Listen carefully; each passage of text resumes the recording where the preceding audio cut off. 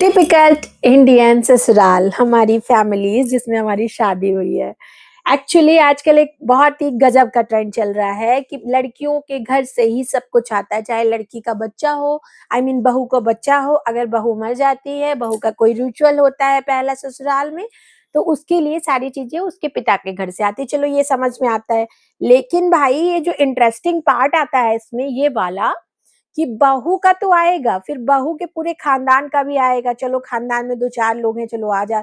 भाई नाते के नातों का भी आना है, इनके चाची मामी ताऊ का भी कपड़ा आना है, दामादों का भी आना है, लड़कियों का भी आना है जिनको इन्होंने ब्याह दिया है, उनके बच्चों के बच्चों का भी आना है। क्या चल रहा है भाई, मेरे समझ में नहीं आ रहा। मैं तो इसके बहुत खिलाफ हूँ, तुम्हारा मुझे नहीं पता। और दूसरी चीज, अगर तुमने इस पे आर्ग्यूमेंट कर दिया भाई साहब, फिर तो सबको panic attack, heart attack, asthma attack, कहो वेंटिलेटर तक पे आने की नौबत आ जाए। तुमने ये क्या गजब रूल निकाल दिया। रिटर्न गिफ्ट हमारे यहाँ नहीं चलता, ये क्या होता है? कौन से खेत की मूली है रिटर्न गिफ्ट? हमने तो कभी नहीं सुना। हमारे यहाँ रीति रिवाज नहीं चलते, हमारे यहाँ सिर्फ लड़की के घर से आता है। रिटर्न गिफ्ट की प्रथा हमारे घर में नहीं चलती।